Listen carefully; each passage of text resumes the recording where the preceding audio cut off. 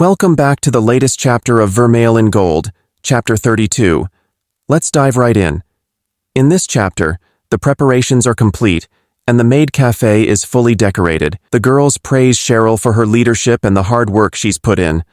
In the corner, Alto is looking for something. One of Alto's classmates notices his strange behavior. He approaches him and asks, "What's wrong, Alto?" Alto, looking a bit troubled, replied, "My butler suit is missing." Lilia and her friends smiled mischievously. "Don't worry, Alto.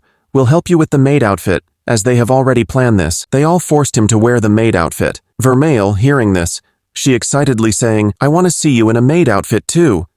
After they finished, everyone was shocked. To see him in a cute maid outfit was too much for Lilia. She started getting a nosebleed from seeing him in the maid costume.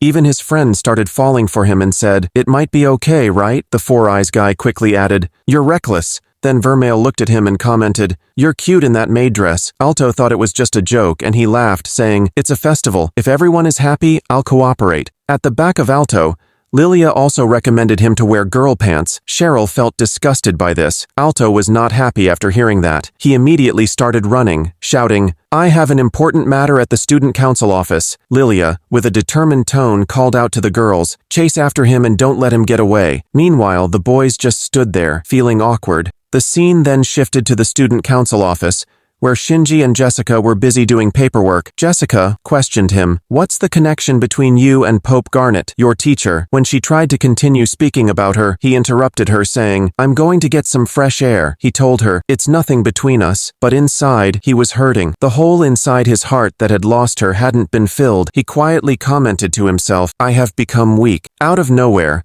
Alto bumped into Shinji, distracted by his own thoughts. He immediately offered a hand to help her up, but when Shinji looked at him, he was shocked. He thought Alto was a maid fairy. This part is a plot, guys. Alto was terrified after bumping into Shinji, and even more embarrassed because someone had seen him in a maid outfit. Shinji didn't recognize that it was Alto. Alto, overwhelmed by the situation, quickly got up and started running in a hurry. Behind him came Jessica, catching up with him. She questioned him, "Have you been to that place with the iced coffee in the academy?" Still flustered, answered, "Pitiful." Jessica, confused, didn't understand what his answer meant. Shinji, still flustered, suddenly said to her, "I'm found." He was clearly struck by love at first sight. Then, the scene shifted to where Chris was training. Alan approached her saying, "Don't break your ribs. Tomorrow there will be a fighting event." He handed her some water to rest. At that moment, Chris wiped the sweat from her body, revealing the lower part of her breasts. Alan saw it, his face turned red, and he quickly looked away, embarrassed. She asked him, "Do you have something to attend to?" He answered casually, "I haven't got anything to do. I'm just here to look after the team leader." She smiled and told him, "You should rest. Tomorrow is the magic festival. I'll just do 10 more sets and call it a day." He was shocked by her intense workout and said, "I can't compare with you, team leader. Do your best to avoid damaging your body as much as possible." As he left, he muttered to himself, "You forgot to call me to train with you." At that moment, Vermeil greeted Alto with a warm smile. Cheryl served tea to Marks, Nano saying, "I want to go to the magical festival tomorrow." Jessica cleaning her sword. Meanwhile, Shinji was lost in his thoughts, still remember his encounter with the cute maid. The president smiled. In the morning, announcements were made from the Royal Ortegia Magic Academy. Said thank you to all the students and parents for participating in the Magic School Festival. The announcement encouraged everyone to enjoy the festival to their heart's content.